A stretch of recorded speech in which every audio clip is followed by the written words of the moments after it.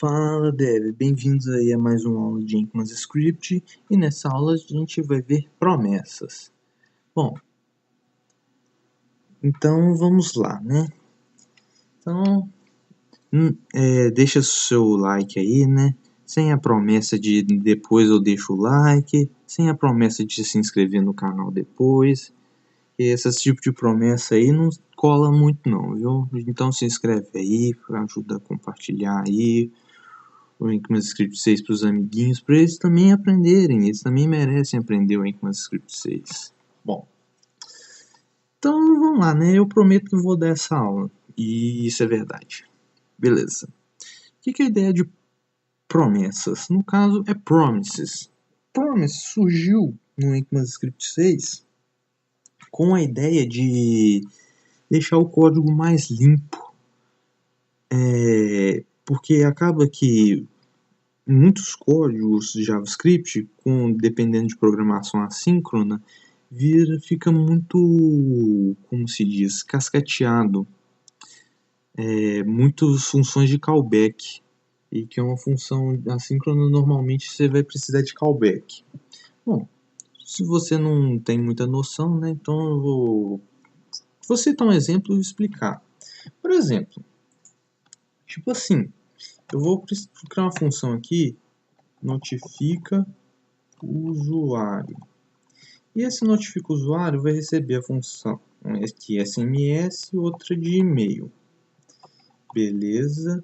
Então console.log começa notificação. Então beleza. Então vai executar aqui SMS e vai executar aqui e-mail. Joia. O que vai rolar?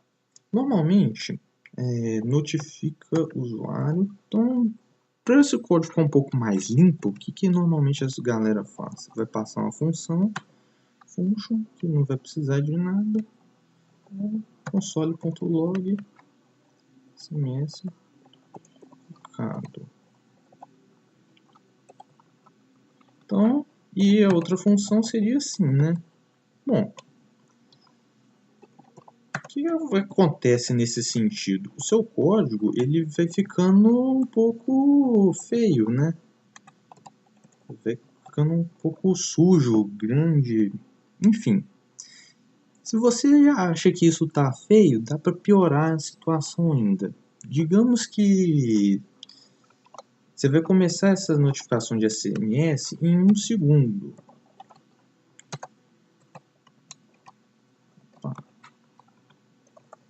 E depois que executar esse SMS, você vai executar o de e-mail daqui a 2 segundos. 2 segundos depois. Ter um delayzinho. Então, se você vê isso aqui, então você percebe que o código vai ficar assim. Console.log end. Então, nesse código aqui, se você for perceber, quem que vai começar primeiro? Começa a notificação, depois vai executar o end e depois vai executando SMS e timeout e o e-mail. Então, vamos lá. Isso tudo a gente fez isso para deixar o código de certa forma assíncrono. Beleza. Só que isso aqui não é uma maneira muito bonita do seu código ficar. Dá pra gente arrumar. E a ideia da promessa é essa. Você conseguir arrumar isso. Porque se você não entendeu muito bem, imagina como se fosse um Ajax. Tipo, de jQuery. Você vai ter, se você souber, né, vai ter a função de sucesso e a função de erro. Então, dali você já consegue reduzir um pouco mais o seu código. Mas mesmo assim, ainda dá para, se você quiser, você consegue fazer um callback from hell. Que é apelidado isso generosamente, né? Você vai andando tanto na horizontal que você vai indo pro inferno. E a gente chama callback de callback de callback de callback. Tanto callback que você vai callback from hell. Em inglês, né? Em português, callback pro inferno. Os códigos fica até difícil de enxergar alguma coisa. Isso aqui ainda está fácil. Por exemplo, o problema é quando você vai pegar um código aí de um banco de dados, por exemplo, você vai ter... Naturalmente você já tem 2 callbacks, dependendo do que for. Um callback do retorno do MySQL e um callback para sua função, dependendo do que for. Então, assim, o negócio pode ficar bruto de tanto callback. Então, sem mais delongas, né, vamos mostrar o exemplo de promessa que veio aí para tentar auxiliar. Então, eu vou criar uma promessa em outro arquivo. Soma. Menino que adora a soma, né? Mas a soma é uma função simples, dá para explicar bem. X e Y, né? Então, nossa soma vai ter isso. Exports.soma. Exportar o módulo de soma. Então eu vou usar aqui o ZeroFunction. Deixar um código mais simplificado. Beleza. Só que essa soma, por exemplo, aqui só vai fazer uma soma de números positivos, não vai fazer soma de números negativos. Então o que eu vou fazer? Verifica números negativos. Então, vou chamar a função aqui, né? O que é a ideia aqui? Então, por exemplo, se vou retornar aqui de uma maneira mais rápida, se x menor que 0 ou y menor que 0, então ele não vai executar. A minha ideia é essa. Então, vamos lá. Um let aqui. Então, vamos lá. var promise, promessa, né? Vai receber new promise. Beleza. Promise, ele vai receber uma função como parâmetro. Essa função, ela vai ter 2 parâmetros, resolve e reject. Ele até ensina aqui, se você for observar, e esse resolve e esse reject vão receber um parâmetro que pode ser qualquer coisa. Beleza. O que acontece? Dentro dessa promessa, é o que a gente vai fazer a soma. Só que, na promessa, eu vou verificar, fazer minha condição aqui. Por exemplo, se verifica números negativos. Então, eu vou rejeitar, reject. E, além disso, eu vou passar um erro. E esse erro vai ser, por exemplo, não permitido números negativos. Isso aqui é só um exemplo, né? E resolve. E agora o resolve, eu vou passar o que resolveu, né? Poderia ser uma função, poderia ser uma string também, igual, de certa forma, aqui de erro, né? Só que no caso aqui, eu vou passar só a soma. Então, seria x mais y. Então, passei o resolve. Se der certo, ele chama o resolve. Se der errado, ele vai chamar o reject. Beleza. E vou retornar nosso promessa aí. Acabou? Acabou. Agora é implementar. Beleza. Então, vamos lá. Vamos apagar isso aqui. var calc recebe require soma. Beleza. Calc ponto soma. Se eu passar aqui os parâmetros 5 e 6, o que vai acontecer? Se eu executar, vamos dar um console.log, né? Já que não deu console.log, falar assim, será que vai executar isso ou será que não vai? Eu acho que vai, hein? Será? Bom, ele executou. Só que não era bem isso aqui que a gente estava querendo. Ele retornou um promise de 11. Beleza. Se fosse aqui um número negativo aqui passar, ele já deu um erro aqui. Beleza. Erro não permitindo números negativos. Só que isso em promise. Beleza. Só que isso aqui para mim, no JavaScript, não vai executar nada.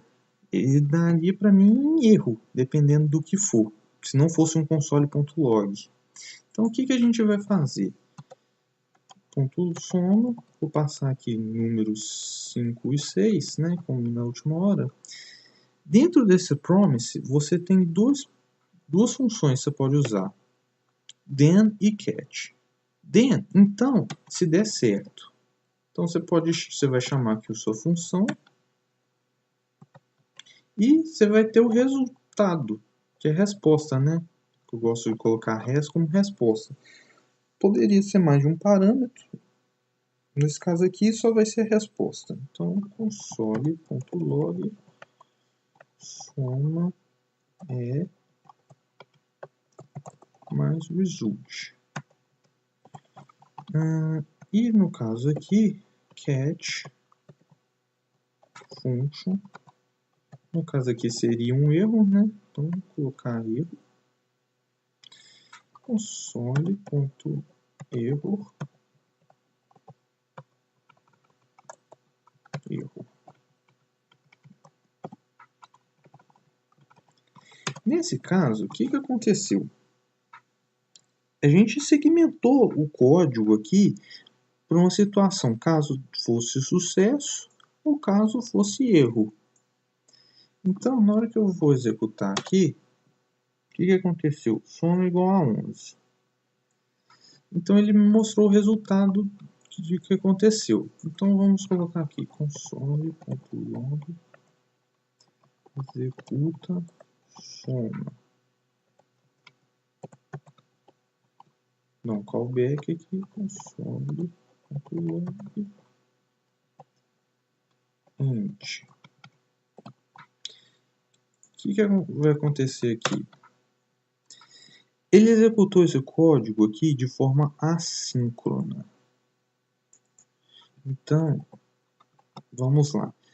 Executa soma, depois ele faz o end, para depois ele fazer a promessa. Então, em vez de igual a gente está usando aquele set timeout e tudo mais, ele executou esse código de forma assíncrona. Qual que é a vantagem disso? Eu não, dependendo do que for, não preciso esperar alguma coisa acontecer. Por exemplo, dependendo do que for uma chamada ao servidor, que acontece? Eu vou submeter um formulário, uma imagem, um processamento de uma imagem. Subi a imagem lá, já acabou. Eu não vou precisar de esperar que o servidor processe essa mensagem. Enquanto isso, eu posso fazer outras coisas. Eu não vou ficar agarrado. Por exemplo, PHP é mestre nisso, né?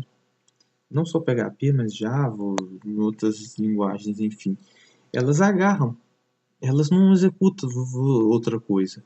Eles vão ficar aguardando até a mensagem executar. A menos que você use uma biblioteca. Obviamente que elas também têm suas bibliotecas. Só que normalmente são bibliotecas criadas por terceiros, né? Então, enfim, o que é a ideia, resumindo, né, no frigir dos ovos? Você deixa seu código assíncrono e de forma mais legível. E aqui, além do mais, você executou a promessa. Isso aqui eu só usei um if só para verificar. Mas poderia ser uma operação um pouco mais complexa. E que na hora que você, usuário, estiver executando essa operação, então você vai receber se der certo, se der errado. Tranquilo, de uma maneira simples. Talvez você não pode nem dar errado, então você nem usa o catch. E vai funcionar perfeitamente. Poderia também deixar essa aqui em funções separadas, né? De só passar a variável. Bom, é isso aí, promessa, né? Hoje em dia, assim, Agora um aspecto pessoal, mais pessoal, promessas vai usar em tudo quanto é lugar. Na verdade já está usando em tudo quanto é lugar. Angular mesmo, junto com o TypeScript, no Angular 2, né, com o TypeScript, o Ajax é feito por Promise, tudo praticamente está usando a ideia dessa separação, desse momento assíncrono, então você vai usar Promise demais. Então, entenda assim, né, como que funciona, você cria aqui a Promise, dentro dessa promise você faz as condições, se der certo ou se der errado, você pode retornar aqui o que você quiser, né? No caso reject, você pode retornar um erro, até forçar um erro aqui, eu mostrei isso daquela forma. Então aqui não é permitido números negativos, já mostrou onde que é. Então, na linha aqui, 8, caiu. Então, é isso aí, Dev. Espero que você tenha entendido a ideia de promessa, de assíncrono, transformar o código em assíncrono. É isso aí, até mais. Fui!